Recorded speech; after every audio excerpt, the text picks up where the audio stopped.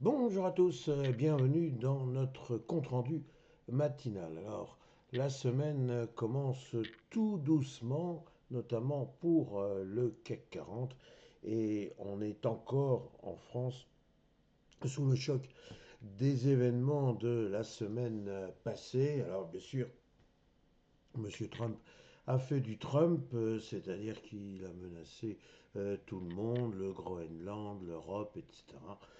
Et finalement, il s'est contenté de ce qui finalement il recherchait, à savoir un accord pour s'installer un peu plus au Groenland et puis essayer de voir dans quelle mesure il ne peut pas protéger ses intérêts au niveau des terres rares. Bref, c'est désormais un événement qui est pratiquement derrière nous et on peut enfin s'intéresser à la saison des résultats qui débute véritablement cette semaine. Je rappelle que ce soir nous avons, et c'est très important, les résultats et perspectives de LVMH, notre champion, toute catégorie en matière de luxe, sachant aussi qu'Hermès n'est pas très loin.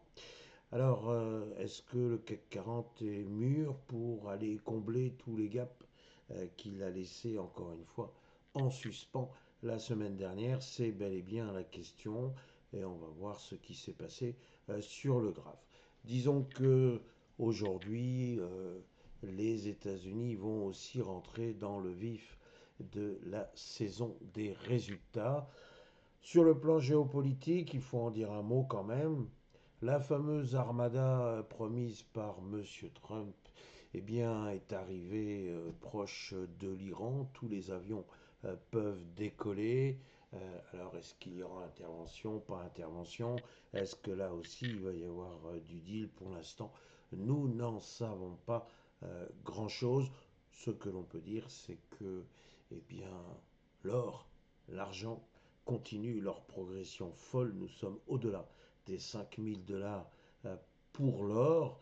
Alors c'est assez curieux parce que, en théorie, on devrait avoir un or qui monte et des marchés financiers qui baissent. En d'autres termes, des craintes de la part des investisseurs, donc la recherche d'un actif rassurant, et de l'autre, eh bien, un rejet de tout ce qui est placement à risque. Or, nous constatons, et nous allons le voir, que le marché américain continue de progresser et l'or aussi. Alors pourquoi? Bien tout simplement parce que d'un côté, on veut croire à ce qu'effectivement il y ait une économie américaine qui se porte bien, nonobstant, j'ai envie de dire, toutes les difficultés. Et puis de l'autre, bien quand même, effectivement, des craintes sur le plan géopolitique. Donc on continue à acheter la fameuse relique barbare. Alors me direz-vous, mais est-ce qu'il en est de même pour l'argent? Alors oui, dans une certaine manière, mais il faut bien comprendre que l'or c'est aussi devenu un actif stratégique en matière de puces, en matière d'industrie. Donc l'argent a finalement une valeur un peu autre que celle d'une protection des investisseurs. Enfin, avant de commencer mon commentaire purement graphique, il me faut vous dire un mot sur ce qui se passe au Japon. Alors cette chronique ne me permet pas de développer longuement, alors on va faire de la synthèse. Normalement, le yen, eh bien, il sert à emprunter pour effectivement aller acheter des actifs risqués sur d'autres marchés ou d'autres continents. Donc en d'autres termes, j'investis en dollars avec des yens parce que le yen, eh bien, lui, il y a des taux d'intérêt qui sont faibles au Japon et donc je me tourne vers des pays où effectivement je peux essayer de gagner de l'argent avec un rendement supérieur. Sauf que voilà, la grande nouvelle, la très très grande nouvelle, c'est que si pendant 40 ans il n'y a jamais eu d'inflation et l'économie japonaise est restée complètement stagnation. Voilà, les choses changent. Il y a une inflation et il y a une politique qui se veut beaucoup plus agressive sur le plan économique de la part de la nouvelle première ministre japonaise. Bref, les opérations que l'on qualifiait de carry trade ne sont plus aussi avantageuses. Pire, il y a un risque en réalité de déstabilisation de tout le système monétaire mondial. En d'autres termes, il faudrait se racheter vite, vite, vite sur le yen, donc vendre les actifs risqués pour rembourser ce qu'on a emprunté en yens. Les banques centrales japonaises et la banque centrale américaine se préoccupent du sujet et l'idée c'est de faire ou baisser le yen ou remonter le dollar, bref, de retrouver un certain équilibre. Alors tout ceci, effectivement, ça fait un peu peur et ça ne favorise pas les marchés actions, il faut bien le comprendre.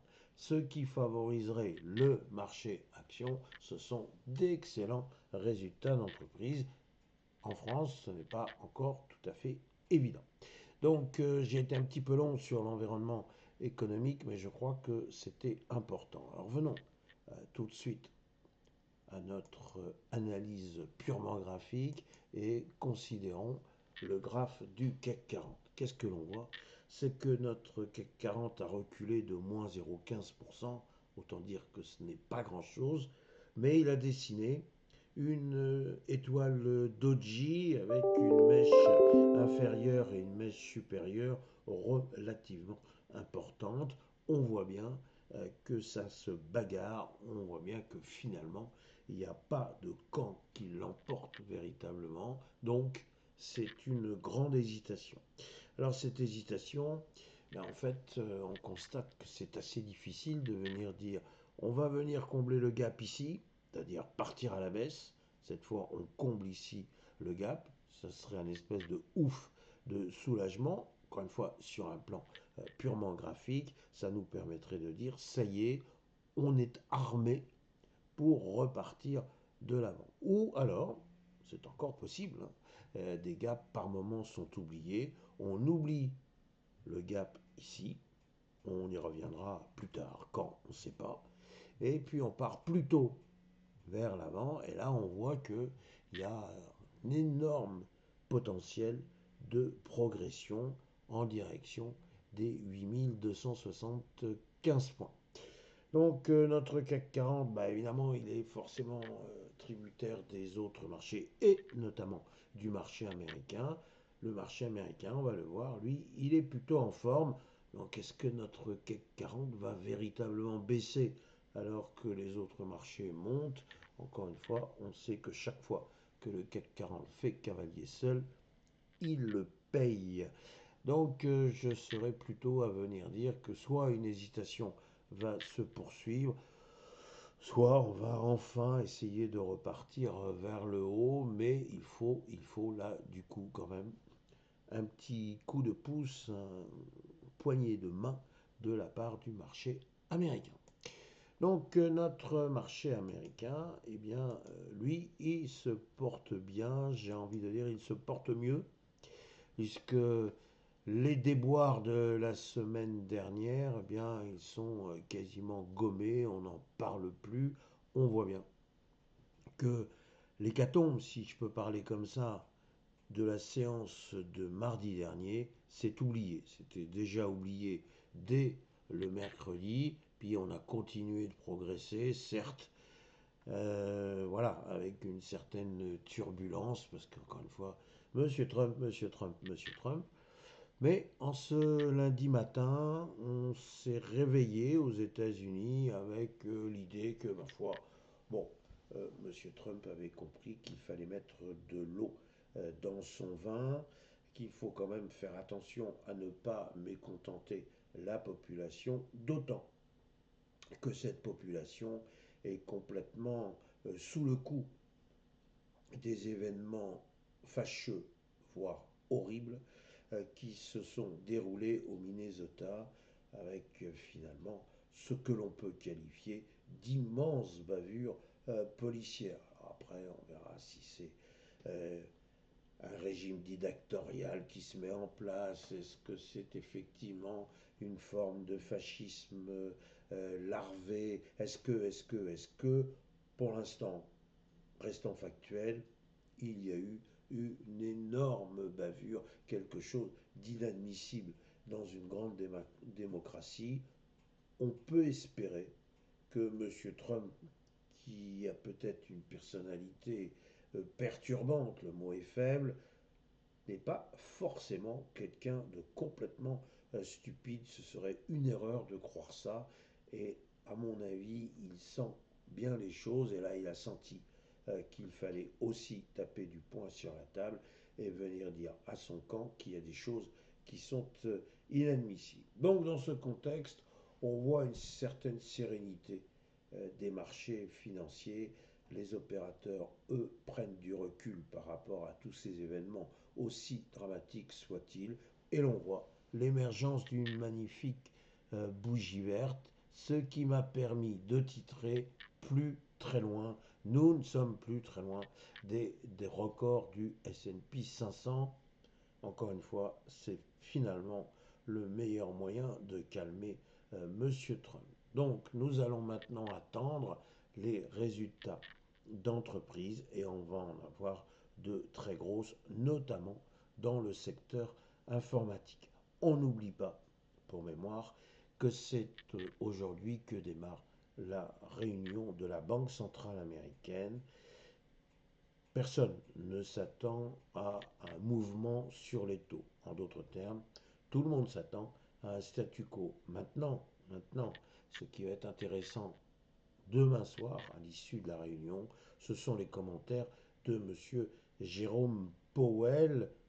Que va-t-il penser de cet environnement économique? Va-t-il venir dire qu'il craint toujours des tensions inflationnistes, ce qui justifierait de son point de vue que l'on ne touche pas au taux? Ou au contraire, va-t-il considérer qu'effectivement, il y a peut-être place pour un peu plus, j'allais dire, de laxisme? Voilà mes réflexions du jour. Il me reste à souhaiter que ça puisse enrichir, pardon, ça puisse enrichir les vôtres. En tout état de cause, je vous souhaite une excellente séance. Merci.